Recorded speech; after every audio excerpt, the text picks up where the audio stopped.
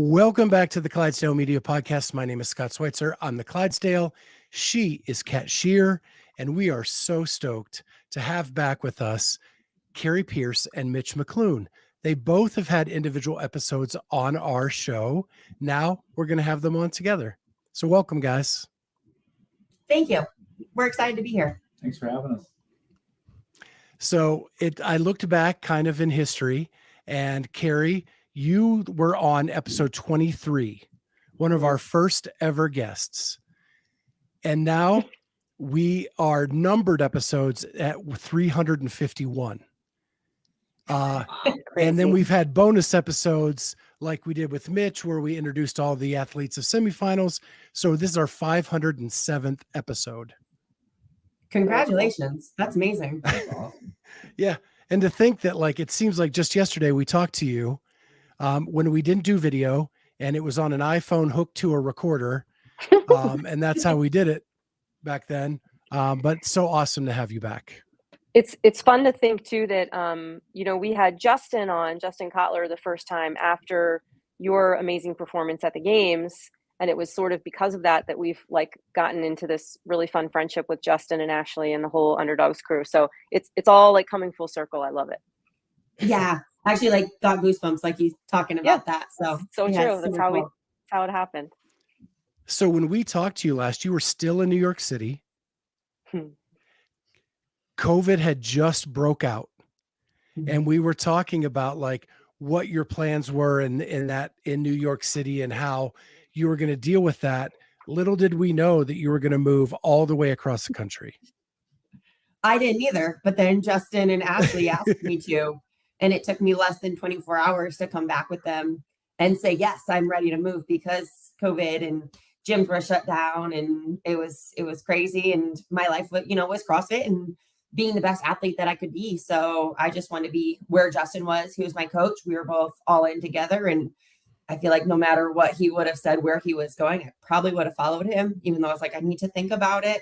I had been to this strip, Las Vegas strip, when I was 16, knew nothing else about Las Vegas or anything. He coached Ryan Elrod, who was out here. And that was who kind of convinced Justin to move.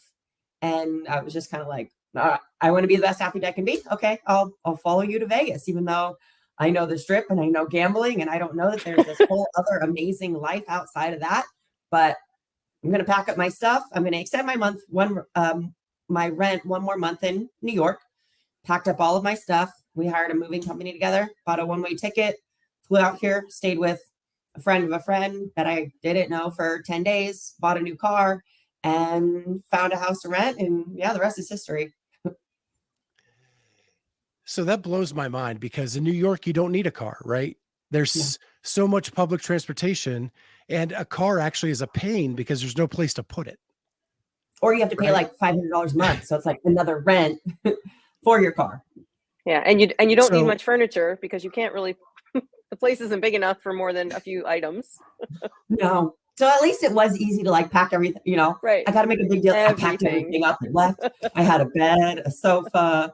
I even left my dresser and things there. I had some clothes, a lot of clothes, and shoes. But I mean, there wasn't too much to pack. But it was mainly just getting it and then moving it with Ashley and Justin and figuring out everything. But yeah, it's definitely a totally different life out here than it was in New York. What about the equipment? I know that I've seen days in the life that were done with you where you had a rower, I think a bike inside the apartment. Did that come with you? Of course. Those were the first. I had to choose if I needed to bring my nice dresser, or I had a bike erg, an assault bike, a ski erg. And yeah, those definitely came. So ergs first, bed second. Yeah, the dresser lost. It's all good. Yep. Do you still have all the ergs? I do. Because during COVID too, a lot of equipment you couldn't buy. And so I feel that was, I probably could have sold it for 3 times as much money. But I was I need the fitness. I need to bring this with me. That's great. So Justin describes it as that you two, when you were working together, became like family, and it didn't make sense to go to Vegas without each other. Is that how you felt as well? Yeah. I mean, like I said, in my mind, obviously they asked them or they asked me and they wanted, my answer of if I would move with them and everything. And in my mind, I was actually like, I told him I lived in Manhattan and I was getting ready to move to Queens. This was like 45 minutes away, but like transporting there like day in, day out. It ends up adding up, and that's 45 minutes on a good day. Some days it was hour 15, like depending on subway traffic. So I was 100% committed to getting on the podium and doing whatever that would have taken. And Justin, like I said, was equally as invested. And COVID obviously changed things a little bit because I was going to move 45 minutes and instead I moved 45 hours. I think it actually was drive time. That's how long it took them to drive from New York to Las Vegas. And yeah, I mean, we did end up becoming like a family, being a successful CrossFit athlete. It was everything that happened in my life. It was every minute of every day I was thinking about am I doing something that's going to get me better, and having somebody that has those same goals I feel like is so crucial to being successful in the sport. And like I said, we had the same goals together. From the minute I met him, you could just tell there was something different about his personality, about his passion for his athletes. And you're obviously an athlete, but he has such a big heart that you end up becoming family. And I think, that's a big part of my success, was just knowing I have him in my corner and he is doing everything in his power for me to be successful. Our first meeting, I was like, I want to be on the podium. And he's like, I'm going to get you there. And, fast forward later, it happened. But still, like, you have to believe in that person that you're on this journey with. And, like it takes a team. But he is definitely was the leader of the team for me, like being my main coach. So yeah, we were family. We spent some Thanksgivings together. Like I said, I moved across the country with them. So definitely became very close to him, Ashley, even his daughter, Ivy, and little baby Jax, who's growing up so quickly. Yeah. So I want to ask both of you this, because neither one of you are native Vegasans, right? I don't even know if that's a word. But It is now. when I went to Vegas for West Coast Classic, all I knew about Vegas was the Strip as well. Kat and I actually drove out to Justin and Ashley's place on Monday after West Coast Classic, their first place. And it was so beautiful out there with the mountains, and there was a lake right there. And I was like, this is not shown on any of the like promotion of Vegas things. Did you love that aspect of it and all that space out there after leaving New York City? Yes. Especially because, like I said, I had only been to the Strip before. And I was just like, okay, Justin, like, I'm going to trust you. I have been to Las Vegas before. It was when I was 16 for a gymnastics meet. We were on the Strip, did a lot of cool things on the Strip. And he's like, no, trust me, like, it's beautiful. You're going to love it. And so Ashley and Justin actually signed a 2-year lease because, it reduced like the cost of rent, whatever. And I was like, no, I'm only signing a year. Like, in my mind, I was like, I'm signing a year because I'm moving because of them. And I want to, like, do well at the games this year, but I'm not going to like Vegas. Like, I don't want to live there. And that was like what I had set in my mind, because like I said, I had only seen like that small part of, like you said, what is like pushed out there about Las Vegas. And then once I moved, like even just flew here and was staying with a friend, I saw that there's this whole life like outside, like the Strip's like right here. And then there's like this whole life like outside of Vegas. Compared to New York, you actually have a yard. You actually have like a washer and dryer in your house that you rent. You actually have a dishwasher. Like, there's all these things that you have that I didn't have in New York, because you have the 600 square foot studio or 1 bedroom where I walked up 4 flights of stairs, had to go somewhere else to get my laundry done, like creaky old building. And it was just so beautiful here. And the sun shines basically every day. It hardly ever rains. I mean, yes, it gets hot, but it's such a beautiful place. Like you said, with the mountains, and like we live in a beautiful, like almost like a resort neighborhood. And it's just every day you go outside and you're like, is this real life? Like, this is incredible. So it is a lot different from the Strip. And I think that's, one reason that I've fallen in love with it. And people are like, are you going to stay in Vegas? I'm like, yeah, I think so. And Mitch, you came up from Arizona, correct? Yes, up from Phoenix. So she talks about. And It's I've a little been there odd. too. What's that? I've been to Phoenix as well. Yeah. The mountains there are weird. Like they pop up and there's a little one and then there's another little one over there and they don't really connect to each other. So what was the transition like for you? Yeah, the mountains in Phoenix are like random hills. And here it's like actual mountain range. It was, I was very surprised. So I had come up in, I think it was December of 2020, because it was getting around Christmas time. I obviously had the job in Phoenix. I was working as an ROTC instructor down there. My home, where I'm originally from, back in Boston, it was kind of out of the question. I couldn't go home for Christmas. I had some older grandparents, and like everything with COVID, you don't want to go over and do something or get somebody sick that you didn't want to. So I was like, okay, I'll take a little vacation. Knew some friends up in Vegas. I drove up for New Year's actually, and came up, and I was very surprised, almost like shocked at how similar to Phoenix the Vegas basically surrounding area was. Like much like her, I only heard of the Strip. I only knew of the Strip. Really no exposure to anything other than that. And getting up here, and it's like just the most beautiful like area, and you got the mountain ranges in the back and everything, and you can see the Strip from basically anywhere because it's all in this like valley. It was like, wow, this is incredible. I didn't know that I was going to move here at that point when I had just come to visit, but it was definitely a surprise for me coming out.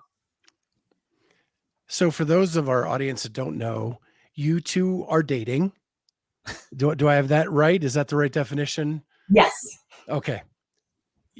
And when I look at your Instagrams, especially Mitch's, there's a lot of pictures of him lifting you up on a ton of different mountains or in front of an ocean or whatever. Where did that come up? Where did that come from? And how did it become a tradition? I have no idea. I think it started at Lake Mead. So we went like for just like some swimming. He came out a little bit for like when we were training for the games in 2021. And I was like, oh, let's do a picture. And then I was like, let's get a fun one. He's like, I'll hold you. And so it started like just then. And then I don't know, we traveled somewhere else and he's like, oh yeah, let's do our signature picture. Like I'll lift you up. And I think it just like, because it was like, oh, let's do something different than like the normal stand there, smile, like boring, whatever. I mean, it's great to do that too, but it's like, let's do something different. So, and then he like came up with like the hashtag, like Mitch lifts Kari around the world or something like that. And so, yeah, it just started like one day when we were swimming, training for the games, getting ready, and then kind of just like carried on to different places around the country. So he claims he doesn't know, yet he came up with all the ideas. Yep. He just doesn't remember. I guess. I don't know. I remember. That was the first one for sure. And I think the second one after that was, so we had done swim training at Lake Mead. I think it was like a swim paddle. It was actually with Bethany there, but Bethany took the picture.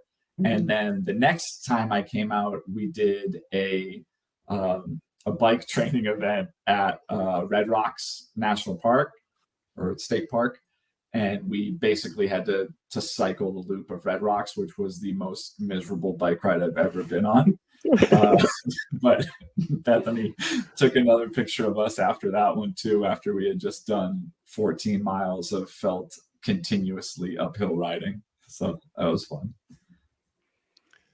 Now, Mitch, you said that you went to Vegas to visit some friends in 2020.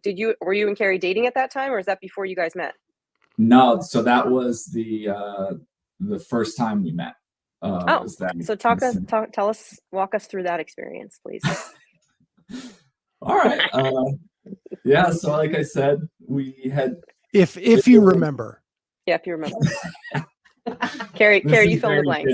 Yes. I give a full recap for everybody. But yeah, it was Christmas/New Year's time of like 2020. Definitely wasn't going home or didn't want to get on an airplane with everything going on. I remember I actually spent Christmas alone in Phoenix and golfed on Christmas Eve and Christmas Day, and it was amazing because nobody was on the golf course, so I got to like get out there and play. And then I decided, I was like, I'm not going to spend the entirety of the New Year's and the kind of holiday just hanging out here alone. And I had known in my previous assignment before I was in Phoenix, I was in Albuquerque, and I met some really good friends in Albuquerque through the CrossFit community. Obviously, it's a great way to make friends and meet like-minded people. And my friends from Albuquerque, just coincidentally, one of them is doing her surgery residency out here in Vegas. So it was a good excuse. I knew people in Vegas, and I was like, you know what, like, that's drivable. I don't have to get on an airplane. It'll get me out of the house. Mom, go up there and take a trip and see them. I haven't seen them in a little bit. So drove up for, I think it was like the day before New Year's. Got here, was hanging out with them. They both went to the same gym, the Culmination that Kari had trained at. And one of my friends it was New Year's Eve and was like, okay, like, we're going to go to the New Year's party with everybody. And it's like, okay, cool. So dragged me out of the house to a New Year's Eve party. And I met Kari there, and then kind of the rest is history. I was like, it was really funny because neither of us, I think if you asked us, we probably will go to one party a year, if that. It's very much out of both our comfort zones to be there. I think we were actually the two oldest people there, which was super fun.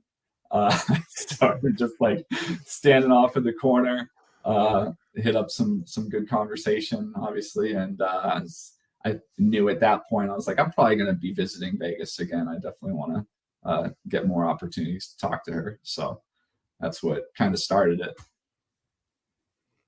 So you were in the CrossFit community. You had to know who she was, right? Yes. That was very, very awkward, like getting introduced to somebody who you already know who they are. It's like getting introduced to like LeBron James or something like that. You know who LeBron James is. You're just like, hey, I'm Mitch. And you have to, it's like, oh, I'm Kari. Like, I know. So Kari, how smooth was he that New Year's Eve? Well, he just compared her to LeBron James, so I'm Right. guessing I was like, yeah, the rest is history, you know. his middle I'm name. LeBron James, so pretty big deal.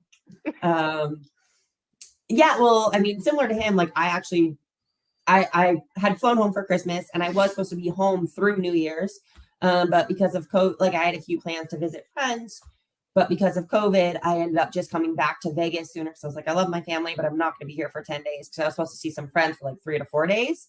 But because of COVID, I didn't want to take the chance to go see my friends and then come back to Michigan, which is where my family is. And so I ended up coming back to New York or to Las Vegas a little bit sooner. And I had a friend like staying with me, and he's like, oh, we should go to this New Year's party. And I was like, I don't know. Like, I'm not a party person. Like, I kind of would rather just like go to bed and like wake up and it's the new year. Like, but it was everyone at the CrossFit gym. So I was like, at least like I'll know everybody that's there. And I was like, okay, like, let's go, but we're going to have to leave. Like, I don't want to stay later than 12:30. So it'll be New Year's. We'll celebrate with everybody and then go home. And yeah, I mean, Mitch, that night, like you said, we talked a lot. And it wasn't like then that, you know, I more or less like had said like, okay, yeah, this guy. It was like after he had come visit again, that it really like started to spark my interest more. And then he reached out to me during the open when I did the open announcement and like said good luck. And I remember, you know, I get a lot of activity during that time. And I like would look through and be like, oh yeah, he answered me back. And then like kind of like kept like trying to like scout out his name. And, you know, there was a lot of these messages. So I was like trying to go through and like find him. And then eventually he was like, okay, here's my phone number if you want to, you know, not just message through Instagram. I was like, thank God. So no New Year's Awesome. kiss that year? No. Okay. No. So now, No, but because that's that's the good night because, you like, met. you know, make him earn it. Yeah. Oh, 100%. Yeah. Play a little hard to get. It's all good. Yeah. Well, Worked now out. that happened on New Year's, do you do something together on New Year's to kind of commemorate? Or Go are to you bed still at like, 9 let's just go to o'clock bed? and wake up the next day. Yep. what I originally wanted to do. Just kidding. But like Welcome we, to yeah, adulthood. like what? Welcome to adulthood. Yes. Right.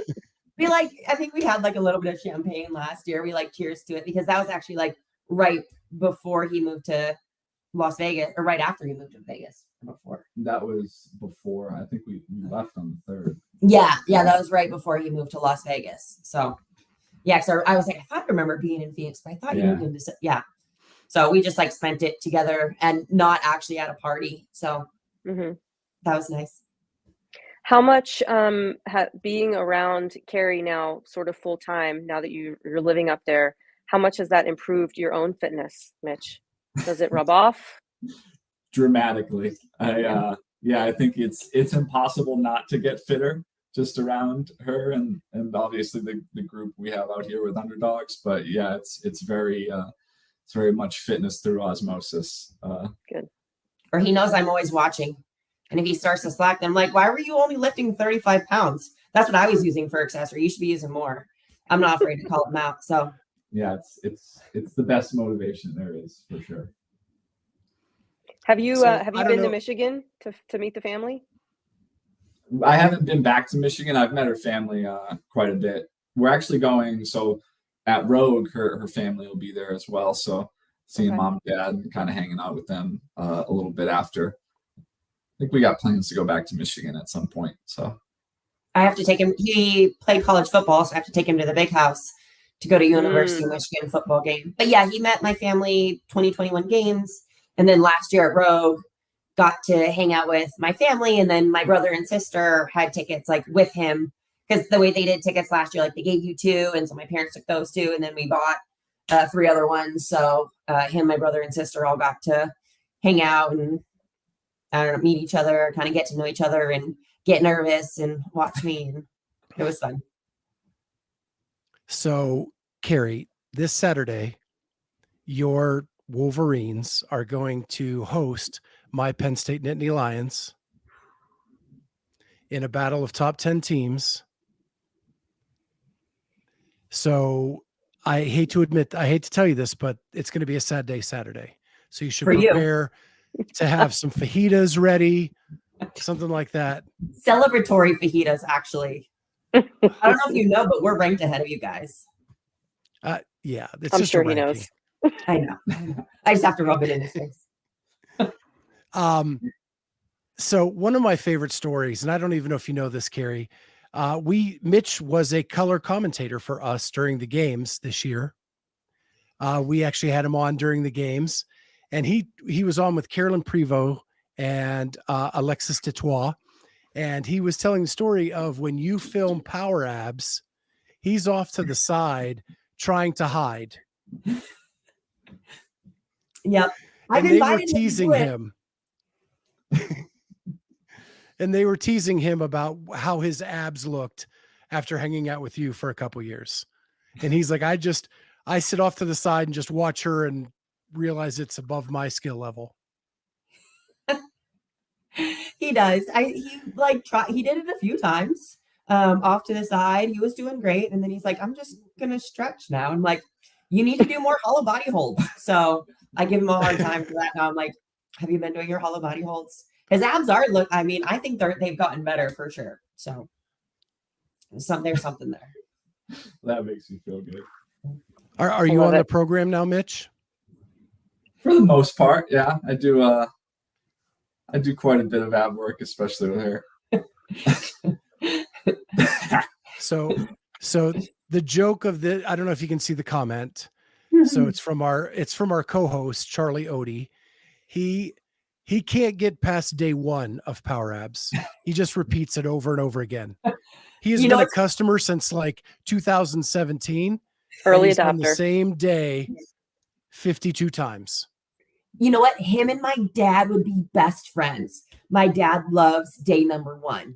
He's like, we went on our trip together and every day he did day 1. I was like, Dad, there's other days. And he's like, I just like day 1. I like the mountain climb. And I was like, Dad, like, come on. But it's fun. I just love that my dad does the Power Abs and he enjoys it. So, and the Supermans, he loves those too. But so funny.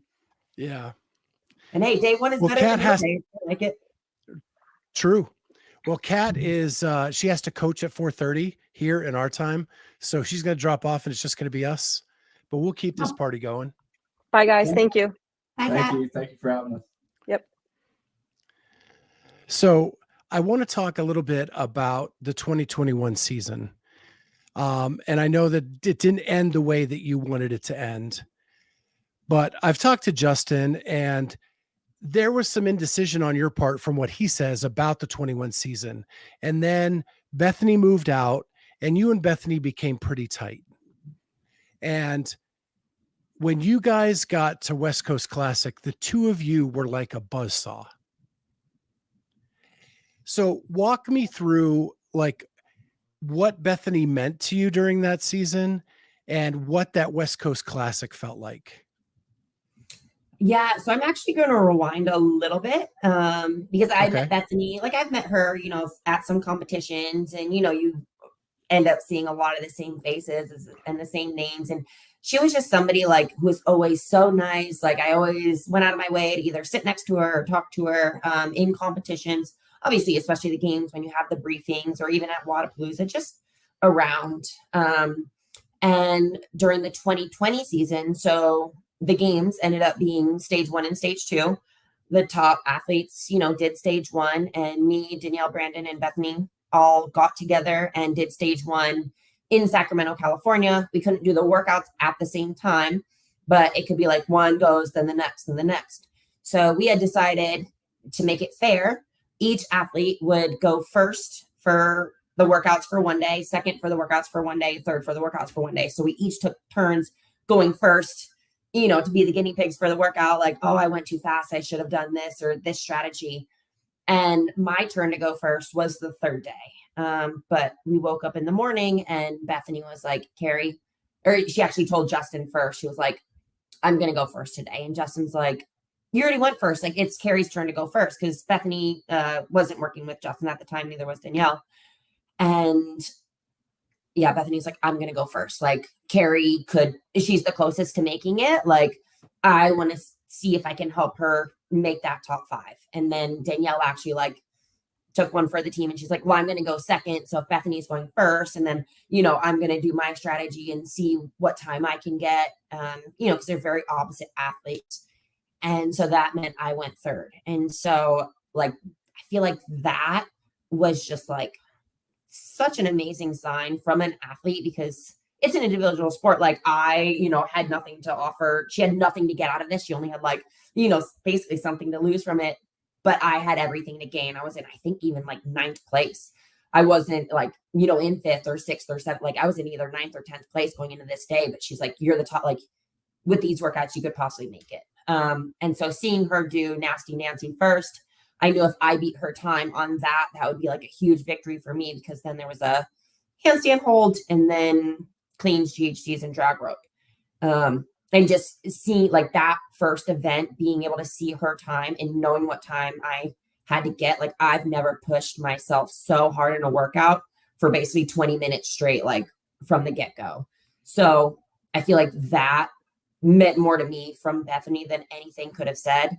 And then being able, like her moving out to Vegas and just being able to train with her day in, day out and see how fit she physically, but mentally, I feel like is something nobody has ever seen from her because she does have like back issues. And so she was injured a lot. And the 2021 season was finally a season where she was healthy and she was incredible. Like there's no doubt in my mind she wouldn't have been top 5, if not top 3 at the CrossFit Games, if she would have competed. But it was just so much fun being able to take on West Coast with her, just training day in, day out. Everything we did was together for training. So like, we were like this. And that year will always like have a special place in my heart. It has such amazing memories.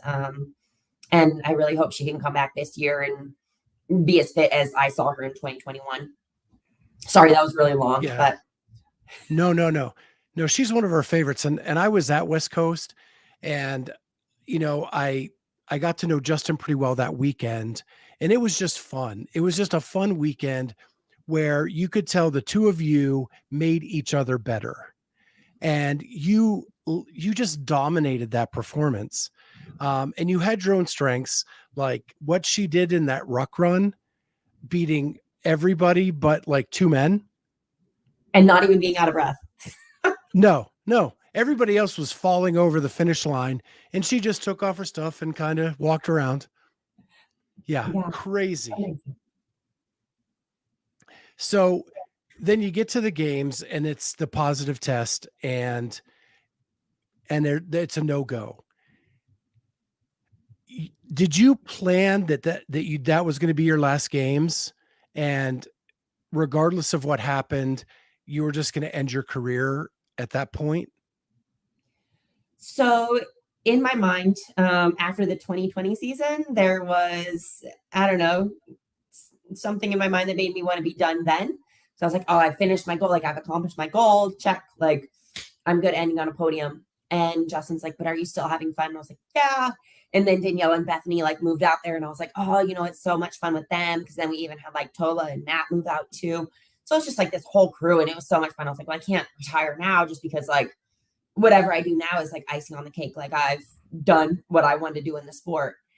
And then obviously the 2021 testing positive for COVID wasn't ideal, but in my mind, I had already been done. Like, the training leading up to it, like I had even kind of prepared Bethany a little bit as well. Like, this is my last season. Like, I can feel myself like not being as mentally hungry, not enjoying the training and the process as much as I had ever before.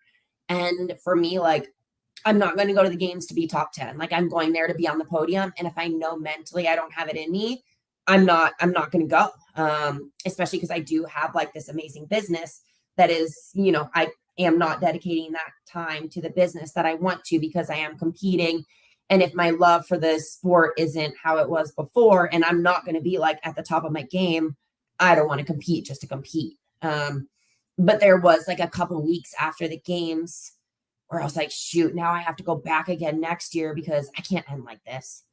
But then the more I thought about it and the more I kind of sat with it, I was like, no, like, for me, it doesn't matter. My last memory of competing at the games is finishing at Atlanta, running across the finish line, Justin being there, giving him a big hug, then waiting for Katrin to finish and for Tia to finish, and then looking up at Justin and being like, does that mean I made the podium? And he just like, oh, I'm going to start crying. Every time. And just like looking at Justin. So dusty. And I know. Oh, it's all your fault. What are you throwing my eyes? And just being like, does that mean I made the podium? And he just like looked at me and had the biggest smile on my face, on his face. And I just like waterfall, like tears. And I like Buttery Bros like caught it. But I'm like, I can't talk that, like, and just, especially like now at the games, like your coach isn't there when you finish, like just being able to finish and like celebrate that time with him, because, coaches, obviously they're recognized, but they're not nearly recognized as much as they should be. And like, obviously I was the one that got to stand on the podium, but, without like Justin is there with me, like all of his work is done through me and I do what's written on the paper. But it was just such an incredible experience to be able to just like have that as my last memory, just finishing out Atlanta and being on the podium. So luckily I got an invite to compete at Rogue. And so I got to compete at Rogue in October. And that was kind of like, like the grand finale for me, just being able to go out, compete with all the other games athletes, because they were all there, and really just having fun. Obviously I want to do my best, but it wasn't the same kind of pressure that you put on yourself for the games, especially knowing like it was my last individual competition, being on the floor and soaking up every second before the workouts, like taking a minute and just like looking around and looking at the crowd and just like, I love competing. I loved it while I did it, but I was ready to walk away. So I'm just grateful that I got that invite from Rogue, because, they invited the top games athletes and then some special invites. And I was like, okay, like I'm content with myself, not being able to compete at the games this year, but being able to compete at Rogue instead. Yeah, I feel so privileged that I was at West Coast Classic and I was at Rogue in 2021. So I got to see like the last two events of your career, which I think is good because even though 2020 was that memory that you telling the story gives me goosebumps, like all of that, nobody got to see it in person. And maybe that's what made it even more special for you because it was an intimate moment that you can't get any other way. But at least you had West Coast and you had Rogue to say goodbye to the fans. And I was lucky enough to be out in the outfield with Justin during the chipper at Rogue that you won. And before it even started, like, he's got his chest puffed out, like, this is her event. Like, yeah, there's no question here. Like, she's taking this event. This is her swan song. This is her goodbye to the CrossFit community. And man, you crushed it. Thank you. Like everything he predicted. And it was so fun watching that with him because he's like, oh, this is where she's flipping the switch. Like every moment, like, cause he had been with you for so long, he knew every intricacy of where you were going to do your damage. And it was so cool to experience. So with that, you hang it up and you now do fitness for fun and you have a business that's based on fitness. And you meet this guy from Arizona who moves to Vegas. So in the first season after, you have retired, but your boyfriend is competing. So did that give you a taste enough supporting him through the beginning of the season all the way to semis that you got enough of it back to be okay? Yeah, especially the individual competition. Because I got to like coach him at Max. So I was like, this is actually really nice. It's a lot less stress, just like coaching, holding his Gatorade, like, oh, do you need a drink? Let me go make sure like we had the correct check-in time and just like going and talking. Like it was nice seeing other people from the CrossFit community. Like it's cool still being involved and seeing a lot of the other athletes and coaches and stuff, that I've seen along the way, even some of the behind the scenes people. So it's nice still having a good reason to go. I mean, if, obviously it was with underdogs, I could do that too, like with Justin, but it was nice, like having Mitch be able to compete. But I will say sometimes it's more nerve-wracking watching because you don't have control than actually like competing yourself. I'm like, why are you resting so much? Like, stop resting. But in my mind, I'm like, I know I would be dying too, but it's like, easy to like judge from the outside coming in. Like Mitch, why aren't you doing 50 unbroken handstand push-ups? Yeah. Come on. Unfit. I can. Yeah. Exactly. Like, do you really need that extra breath? Do you need that extra chalk? No, get on that bar. So we go to Mac and the lifting event. And one thing that Kari Pearce never did was get like super high or super low after an event, at least outwardly. Mitch is very different. I'll do that. Mitch gets fired up.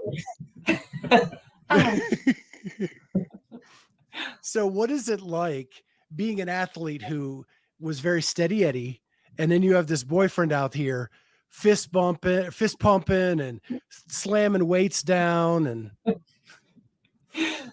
right. I think it's funny too, because like you meet him and his personality is not like that. Like you talk to him and it's just like smooth, steady, like whatever, not really any highs, any lows.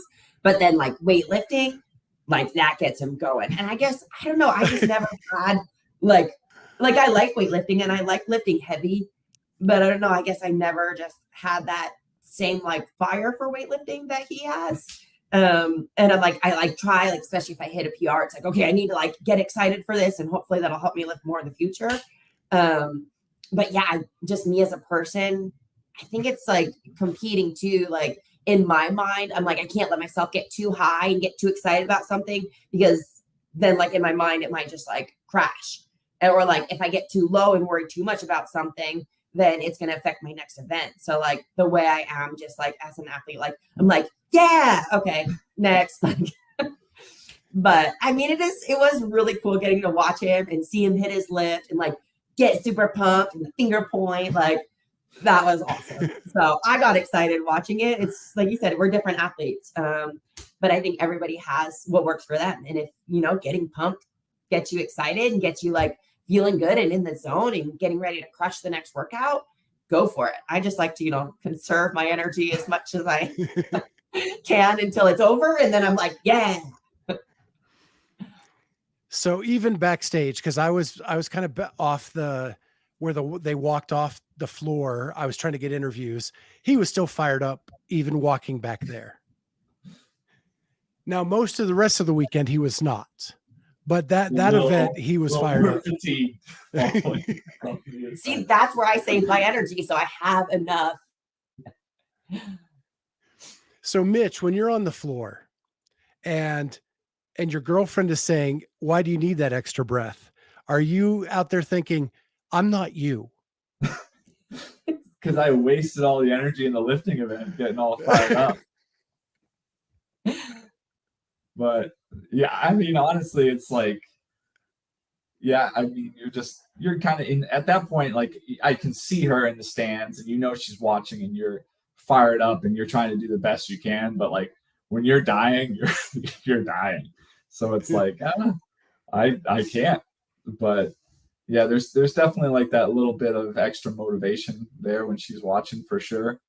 But yeah, sometimes you're just gassed. Most of the time for me, actually, but it is what it is.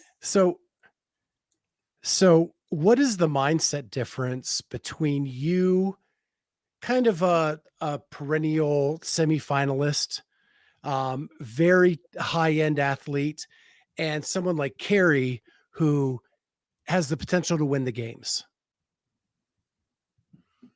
Do you go into the seat? What is the different mindset? Or is it different per person and not necessarily by rank? I don't know. It's I can definitely tell you just from experience and being exposed and seeing how she trains and how she gets after everything, it is a night and day difference. And like I've seen other games athletes like kind of go about their business, and even semifinals level athletes, and you see the level of focus and attention to detail that people take with things. And like some people, oh, this is accessory, and they'll pencil whip it and that's done. This is done. My warm-up's kind of done. My mobility's kind of done.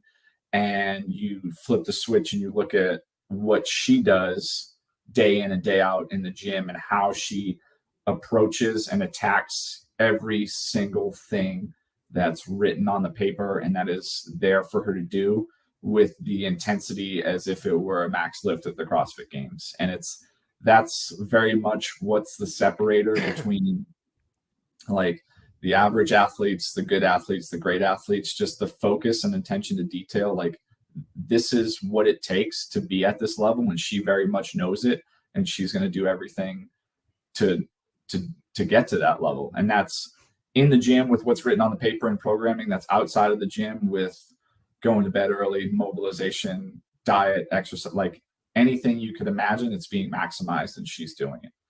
Where, I mean, other folks, they are not willing to kind of go there and put in the work that I think everybody at this point knows the level of attention to detail it takes. I mean, if you listen to Matt Fraser talk in any podcast, he didn't use steak knives before the CrossFit Games because it like that level of attention to detail to be the best. And you'll hear people, whether it's at the semifinal level or even middle of the pack games level, that it's like, oh, I eat, live, and breathe and sleep CrossFit. And it's like, do you though? And it's very much, are you saying that because it's the thing to say and you need to convince yourself you are? Or are you the person that is actually doing it every single day? So who are you, Mitch? I am the person who gets after it as much as I can. Has 3 jobs, works those, and I train as much as I can, as much as that job will allow me to. I love training. I love getting after it. I know that it's probably not to the level it needs to be a top level games athlete, but I'm doing everything I can to maximize my potential. And honestly, like I just love doing it. And if you look at, it's funny, we talk about the lifts and the finger point and the yelling. I do that in my garage alone most of the time. So there's very little difference between me on the competition floor and me just getting after it by myself in the garage. Like I just love doing it, and being a competitor and a semifinals athlete gives me that outlet to do it in front of people, but I would be doing the same type of stuff regardless. And it's just, I really enjoy it, and I really like putting the work in on seeing how good I can get as an athlete, you know? If I could just be a fly on the wall when you are celebrating in the garage alone,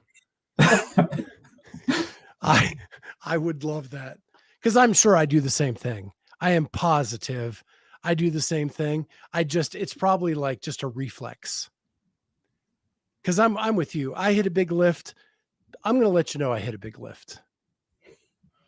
Yeah, I'm going to let everybody in my garage because I can't do anything else. I'm going to let my neighbors know, who probably at this point are very confused why somebody is screaming at the top of their lungs at 6 a.m. And after they heard a barbell crash on the ground, like, did he die? What's happening? Yeah. Oh. You're like, no, I put it from the ground over my head. Well, we are, man, this hour's going so fast. I'm going to have to skip a couple things. So fajitas. I know that you two love fajitas. Is that the thing you do to kind of decompress, to try to find the best fajitas in a town? Yep. And that's just, like our go-to thing. I mean, we've found quite a few places in Las Vegas. And now whenever we travel, then we usually just like Google the best fajitas, or we ask for recommendations to try and find the best ones. But I think so far we'll agree that the best ones are Juan's fajitas here in Las Vegas. Juan's flaming and that's fajitas. They light them on fire. And that's anywhere in the world? So far that we've been. Okay. But we haven't, together haven't traveled the world yet. We're getting there. But I think, after we retire and stuff, then that's going to be our venture, is just traveling around and finding the best fajitas. And maybe ice cream too, but for sure fajitas. Everybody has to have goals. You're right. Right. And that's a good reason to travel, right? Exactly. Because you have the fajita and then you got to cleanse the palate with some ice cream. Done. Yep. There you go. I'm hoping to get to Vegas before the end of the year. Drop in and see my friends. So I'll have to go to Juan's because I am a fajita fan. Now I'm on a nutrition kick right now. So their local joint here makes a vegetable fajita that's not peppers and onions. What is it? It's cauliflower, carrots, and broccoli. Wow. And zucchini. And zucchini. You can have that one. Stick to it. Yeah. That doesn't sound as appetizing. It was surprisingly very good. I was really surprised. And it's a good alternative. So it helps me out. And they have the regular fajitas as well. I just am trying to avoid that for now. Yeah. We mainly do like chicken and steak. Those are usually one of us gets chicken and the other one gets steak. And then we like split it. So there you go. Mm-hmm. Yeah, this place has chicken with steak and they have it for two. You can get fajitas for two. Perfect. So a couple places we've done that. Juan's you can too. Yeah. You're going to Rogue Legends. How do you see yourself as a legend? I do. I'm, the 4-time fittest American female. Of course I'm a legend. And that's like, something I want people to remember me for, like in the sport, is just being, super consistent. I was 21st the first year I went, but then I was 5th at the games, 10th at the games, 6th at the games, 5th at the games, 3rd at the games. Like, people should remember me. Like I said, 4-time fittest American. One time I was 2nd. And so, 5 years in a row being one of the top 2 fittest in your country, I think is something that I should be remembered for. Also, you are remembered for something. And it's funny, we're calling today at Clydesdale Media Mary Day. Oh, Do you know why it's Mary Day? Because I'm on the Because podcast. And you know who we had on earlier today? Noah. Noah. Yeah. The two winners of Mary. Yeah. But wait, but who won? Oh, we know who won by a full round. But who's counting? Who's counting? Right. Do you think that is the most in the zone you have ever been at during an event? Yes. The most in the zone I've been and the most fun I've ever had. Like that workout was just so much fun. And people are like, because when I say like my favorite CrossFit Games workout, I'm like Mary. And they're like, not Atlanta. I was like, Atlanta, it put me on the podium. It was amazing when it was done. But like during Mary, I just had so much fun. And like you finished and I was like, obviously, like I was kind of tired, but it wasn't that like exhausted. Like I just want to lay on the ground and I don't know, sulk in my sorrows kind of feeling. It was like, that was so much fun. And I just dominated that workout and you could hear the crowd. And like, after finishing my last set of pull-ups, I was like, oh, I could be done. And then everyone's screaming and there's like 10 seconds left. I'm like, well, I'm going to go do another set of handstand push-ups because I can. And so it was just so fun. And like, Justin before the workout was like, you just need to be a robot. Just do your handstand push-ups. You go to your pistols, you do your pistols. You go to your pull-ups, you do your pull-ups. You go back to your handstand push-ups. You don't think, you're a robot. And like, I was like, okay. Mm-hmm. And hey, I mean, it ended up working. So, one of the many reasons Justin and I got along so well, he says, be a robot. I'm a robot. There you go. I don't have it in my notes. I'm doing this off memory. You got 23 rounds. Is that right? I believe so. I should know, but yeah, I'm going to say 23 is correct. Yeah. I'm doing that from memory. That's impressive. That is a 20-minute AMRAP that you're doing more than around a minute. Yep. Of 5 handstand push-ups, 10 pistols, and 15 pull-ups. 250 pull-ups or something. Oh, yeah. Oh, that's just more than that. That's not even comprehensible by me. Yeah. It was like 300. Yeah, it was like over 300 pull-ups, I think they said. Good that pump. Wow. So I'm going to move to Mitch. Mitch, there was a rumor when we had you on, you said it kind of under your breath, that you may be going team this year. Yes. Trying to. Is that still the plan? That is still the plan. If we can find two females, me and Raph Duran are out there. We're on the hunt. I think we're doing a bit of recruiting to find some folks that are interested in coming out to Vegas. I don't actually know what the team eligibility requirements are this year, so there might not have to move out full time for it, but yes, definitely on the lookout there. So hopefully put together the rule book will be out. The rule book will be out next month. Mm-hmm. But as of now, the only thing that they've stated is the person has to do all the open workouts at the affiliate. Yep. So I think that opens up the recruiting angle quite a bit for us, which is pretty cool. So yeah, we're still looking. We have a few we think might be interested, but we're still out there. So it's exciting, especially this time of year. But that is the plan. I mean, worst case scenario, we don't get 2 females, and then I'm just back on the individual floor pointing and yelling at the camera for no reason. So no, you lifted a lot of weight. It was for a good reason. So either way, I'm excited for next season for sure. Hopefully have a super fit coach getting after it. So it'll be good. Well, I think because you and Raph were both color commentators for us during the games, your significant others are very fit. Now, I think your answer back then was, well, they're too fit for us. I know where I stack up on this here. Yeah, there's levels to this, and we are not at that level for sure. Plus, she's having so much fun enjoying the retired life. So there's that. I wouldn't ruin that. Plus, I don't want to Okay. be the boyfriend that's on the team and the significant other is like 12 rounds ahead and they're turning around yelling at me on the ground as I'm dying doing burpees like, come on. You see that at the games. I don't want to be that person. Yeah, that would be pretty ugly. Because I know my wife and I, like we've tried to work it. Someone partnered us together in a workout. Like she was yelling at me 2 minutes in, and yeah, it didn't last long. Yeah. And we actually, when we were talking to Noah, because he has announced that him and Chandler are doing a team in 2 years.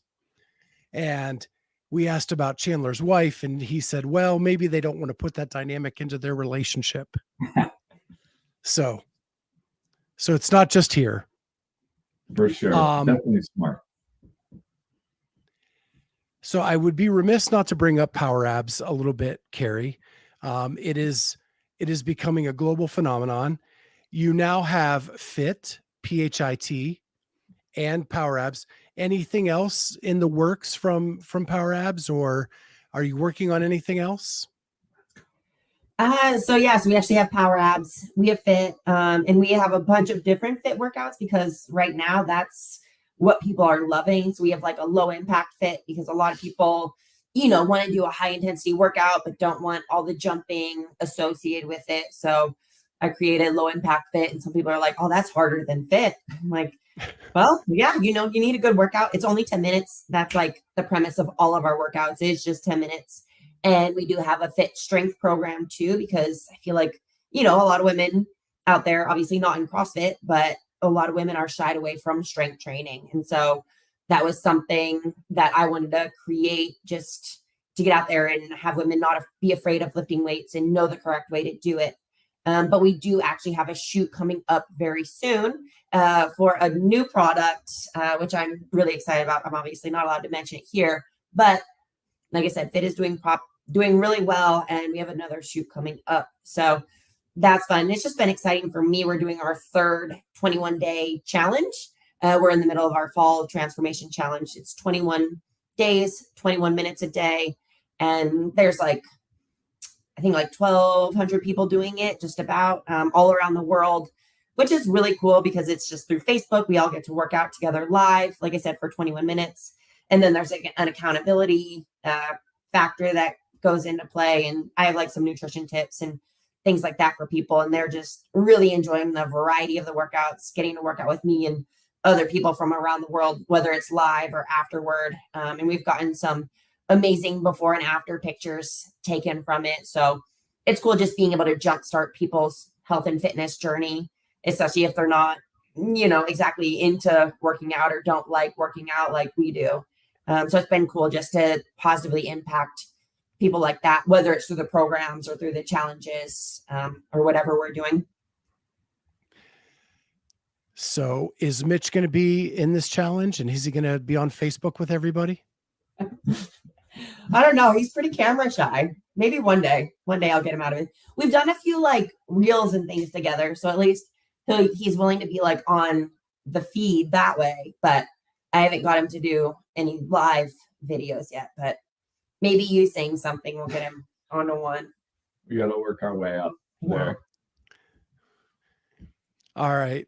So my last question to you guys is, where's the next travel place to check out fajitas? And I'm not counting Austin for Rogue, which actually there's some really good fajitas there. Well, you're going to have to tell us where that is. And actually, we were maybe thinking of going somewhere for a day trip for Thanksgiving. So we might have to scope out. I mean, and it would be a day trip, maybe a 3-hour drive from Vegas. So either Grand Canyon or Big Bear in California. So somewhere like that. Like I said, a day or two over Thanksgiving time frame. So I'm not sure exactly where it is because then the next travel we have, Wadapalooza. So I'm guessing you're not counting Miami either. So whatever our day trip is for Thanksgiving. But there is another great place in Vegas called Ola or something that one of my friends recommended. So we need to try that place out. So, we might not even travel anywhere. We need to hit up that place because word on the street is they have the best fajitas that one of my friends has ever had. So will Wow. be the deciders of that. Yeah, the place my wife and I went to, I think it was called Abuela's in Austin, and it's actually out in Red Rock by the stadium. Oh, okay. That's perfect.